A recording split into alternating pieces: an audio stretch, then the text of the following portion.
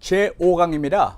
목적의 적법성에 관하여 말씀드리겠습니다. 여러분, 법률행위가 성립했더라도 목적에 관하여 제대로 효력 발휘를 하자면 법률행위의 목적이 확정성, 가능성, 적법성, 타당성 이 조건을 갖춰야 된다 중에서 확정성, 가능성은 앞강좌에서 얘기를 했던 겁니다. 이번에는 적법성에 대해서 말씀드리겠습니다. 다시 말하면 법률행위가 제대로 효력을 발휘하자면 법이 금하는 그런 것이어서는 안 된다. 강행법에 위반돼서는 안 된다 라고 말합니다. 왜 법규라고 안 하고 강행법규라고 했을까? 우선은 먼저요, 우리 민법의 대원칙이 사적자치, 개인 간의 법률관계는 자치적으로 결정한다. 이 말을 다른 말로는 법률행위 자유원칙이라고도 얘기를 하고 계약자유원칙이라고도 얘기합니다. 계약자유에 대해서는 나중에 계약법에서 다시 얘기합니다. 무슨 얘기냐면 우리가 매매나 증여나 교환 이런 사적인 계약 체결 이런 거 할 때는 자유로 맡겨두고 법은 거기에 간섭 안 한다는 얘기입니다. 이게 근대 민법의 대원칙입니다. 거기에 대하여 여기 강행법은 법을 제정해 가지고 당사자의 의사에 불구하고 강제적으로 적용되는 법규를 강행법규라 그렇게 얘기합니다. 이렇게 볼 때 계약 자유, 모든 게 자유로 법률행위 자유 인정되지만은 강행법규에 대해서는 사적 자치의 제한이 가야 된다. 즉 사적 자치의 한계를 설정한 것이다. 이렇게 말할 수가 있습니다. 자, 그런데 우리가 여기서 좀 분해를 해보면은 강행법규에 두 가지가 있어요. 하나가 단속 규정, 단속 법규라고도 합니다. 이 있고 또 하나가 효력 규정, 효력 법규라는 것도 있습니다. 여기서 단속 법규는 사실상으로 그와 같은 행위가 이루어지지 않도록 경찰상으로 단속을 한다 그 말입니다. 예를 들어서 먼저 얘기를 하겠습니다. 무허가 음식점 영업에 대해서 얘기를 하겠습니다. 여러분, 음식점 영업을 할 때 보건관청에서 관심이 있습니다. 가서 좀 조사해 보니까 대장균이 울거리 그러면은 허가 취소하려고 하니까 허가를 받아서 해라 이렇게 돼 있더라는 거죠. 그런데 허가도 없이 어떤 사람이 중국 요리집을 해버렸습니다. 해버렸어요. 그러면 이제 공중보건이 위험하죠. 우리 그 관청에서 볼 때는 위험한 일입니다. 그래서 관청에서 관심을 좀 간속을 해가지고 때때로 단속을 해가지고 이거를 위생에 맡겨주고 이렇게 하겠다 했는데 허가 없이 중국집을 해가지고 짜장면을 갖다가 손님한테 팔아버렸어요. 이랬을 때 이 법의 관심 대상은 중국집하고 손님의 5,000원 짜장면 한 그릇 사고 판다. 이거 관심 없습니다. 이 보건위생에 어떤 영향을 미치는가 이 말입니다. 그러면 실제로 중국집에서 무허가로 해가지고 손님하고 이렇게 했을 때 이 중국집 주인을 처벌하는 거예요. 행정적 제재를 가하는 거예요. 따라서 여기서 이걸 무효화 시켜가지고 중국집 5,000원 내라. 손님 먹은 거 다 토해내. 이렇게 하지 않는다 이 말입니다. 따라서 단속 규정에 위반했을 때는 처벌의 대상은 되지만 행정적 제재 대상은 되지만은 사법상의 효력은 무효 아니고 유효하다 이 말입니다. 같은 원리로 무허가 숙박업 경영이라든지 공무원의 영업행위, 공무원은 영업행위를 해서는 안 됩니다. 공무원은 국가가 주는 봉급 그걸로 살아야 되는 거죠. 영립 못합니다. 그런데 위반해가지고 여기에 위반해가지고 영업행위를 했다 했을 때 모두가 다 단속 규정으로 봐서 처벌은 하지만은 사법상 행위의 효력 거기에는 영향을 미치지 않는다 이런 얘기가 되겠습니다. 자, 그런데 실제로 이제 출제될 수 있고 출제됐던 것 몇 가지를 소개해 보겠습니다. 먼저 입주자 모집 후의 담보권 설정 못하게 돼 있어요. 강행법규입니다. 그런데 여기에 위반해버렸다 그 말입니다. 위반했을 때라도 이걸 유효로 본다. 즉 여기서 지금 제목이 지금 단속규정 얘기를 하고 있습니다. 여러분, 여기 이제 건설회사가 아파트 건설하겠다 그래가지고 모델하우스 해가지고 선전 소개해가지고 이제 입주자 모집을 했습니다. 수천 명 했습니다. A, B, C, D 이런 사람이 했어요. 이 사람들이 지금 아파트를 무사히 건설해가지고 입주할 때까지 기다리는 거예요.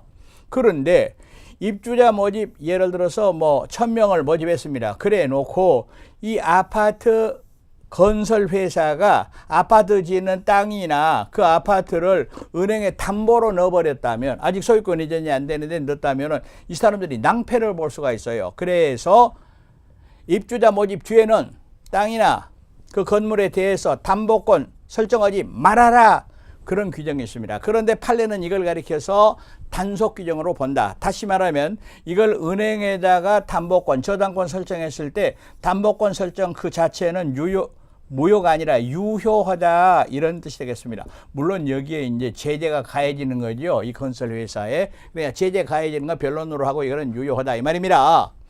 그리고 이거는 과거에 여러 차례 출제가 됐는데 과거에 나왔기 때문에 또 보는 겁니다.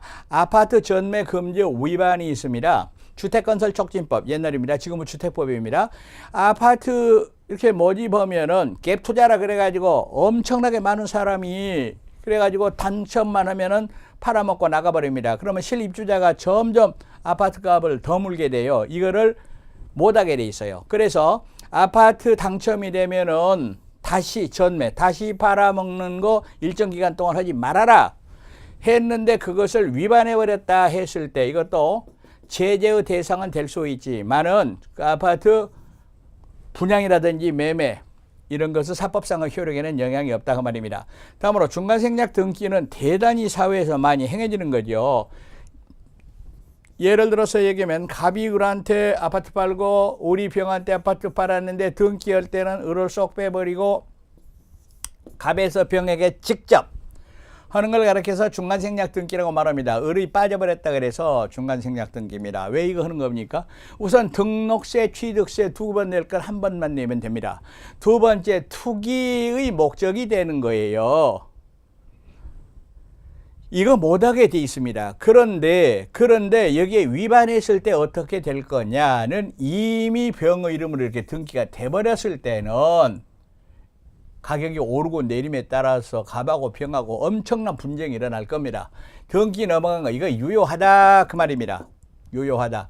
3자 합의가 있었을 때 이거는 나중에 다시 한번 얘기합니다. 다음으로 이런 것들은 지금 출제가 됐는데 이렇게 부동산 매매와 관련된 판례는 우리가 주목을 하는데 최근에는 금융보험에 관한 이런 얘기도 출제가 될 수가 있습니다. 먼저 금융실명제 하의 예금 명의신탁 이것도 금지 대상인데 이 금지에 위반했다 하더라도 유효하다. 이 뒤가 좀 생략되어 있습니다. 단속 규정이라는 거 확실하게 두시기 바라겠습니다. 여기에 대하여 효력 규정은 여기에 위반하면은 위법 행위를 무효로 만들어 버린다 이 말입니다. 예컨대 변호사법 위반이라든지 무허가 토지 거래가 있습니다. 여기서 변호사법 위반이라는 것은 변호사 아닌 자가 변호사 행세를 해가지고 남의 법률 사무를 하고 수수료를 받았다 했을 때 그거는 효력 규정 위반이기 때문에 변호사 아닌 자가 받은 수수료 이거 다 반환해야 됩니다. 무허가 토지 거래도 마찬가지입니다. 투기지역에 있어서 행정관청 허가를 얻어서 토지 거래, 즉 매매를 해라 이랬는데 허가를 얻지 않았다 했을 때는 무효가 되는 겁니다. 이건 전부 위법 행위로 보는 겁니다. 그리고 공인중개사가 초과 수수료를 받았다. 이거 참 여러분이 중개사 할 때 성가실 일입니다. 공인중개사 일정한 요율이 있습니다. 그 요율을 넘어서지 말아라 그랬습니다. 이것도 일종의 이제 자유거래에 대한 제한이죠. 그런데 판례는 요 부분을 예를 들어서 100만 원 받아야 될 것을 150만 원 받았을 때 50만 원을 무효라 그래가지고 이 무효 부분을 반환하라고 말합니다. 효력 규정이라고 얘기를 합니다. 그리고 무허가 부동산 중개 행위의 수수료 약정도 무효다 이 말입니다. 무효. 그리고 이거 부당이득 반환을 받습니다. 무허가 중개업자한테 수수료 줬다. 반환받을 수가 있다 이 말입니다. 단속 규정, 효력 규정 잘 보시기 바라겠습니다. 다음으로 단속 규정, 즉 위반하면 유효, 효력 규정, 위반하면 무효. 이것이 같은 법에 공존하는 경우가 있습니다. 증권거래법 위반입니다. 예를 들어서 말하면은 투자 수익 보장 약정을 위반했다. 여러분, 투자 수익 보장 못하게 합니다.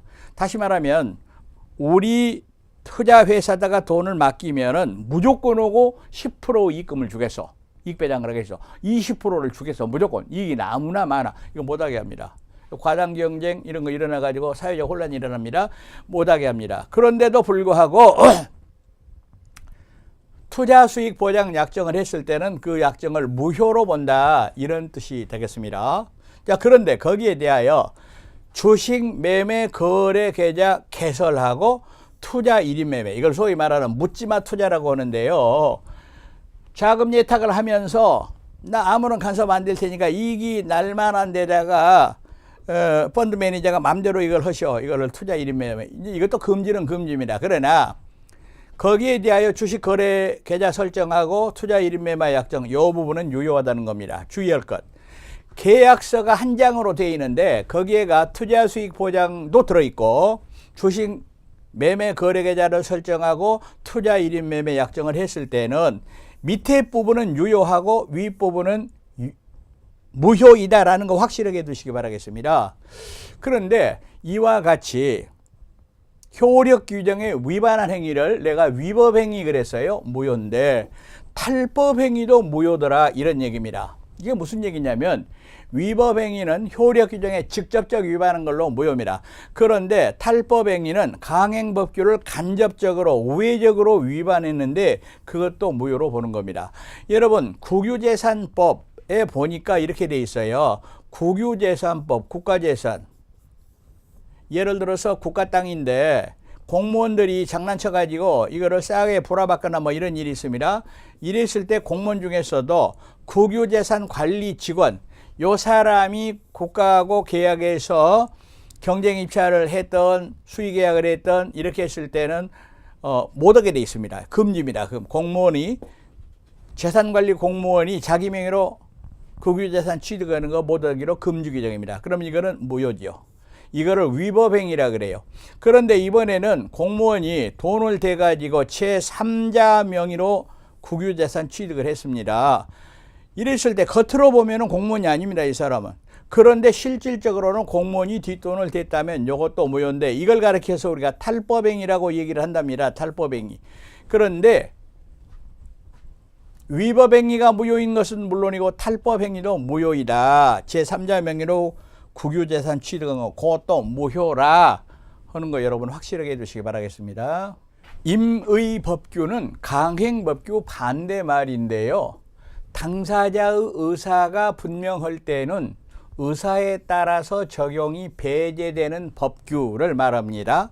예를 들어서 말하면 매매 비용의 부담이 있습니다. 566조를 봤더니 매매 비용은 당사자가 균분한다. 반씩으로 낸다는 얘기죠. 여기서 매매 비용은 예를 들어서 말하면 현지 답사비라든지 감정평가비라든지 계약서 작성비를 말합니다. 그런데 여기서 매도인이 안 팔라 그러는데 매수인이 자꾸 꽂혀서 팔라 그러면서 이런 약속을 했습니다.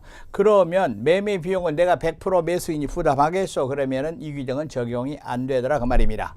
물론 나중에 다시 한번 말씀드리겠습니다만은 이전 등기비는 관습상 매수인이 전액 부담하고 있습니다. 다음으로 차임 지급식입니다. 임대차에 있어서 즉 월세를 사는 데 있어서 그 월세를 월 초에 줄 거냐 월 말에 줄 거냐 이거는 633조가 한 달 살고 줘라 후급으로 돼 있어요. 그러나 이거는 1일 날 주기로 했다면 적용 안 됩니다. 15일 날 주기로 했다 하더라도 적용 안 됩니다. 그런데 이와 같은 임의법규는 나중에 보는 채권법, 우리는 이 채권법을 계약법이라고 말합니다. 채권 중에서 계약만 시험 보니까 대부분 계약 규정의 대부분 이런 것들은 임의법규로 되어 있더라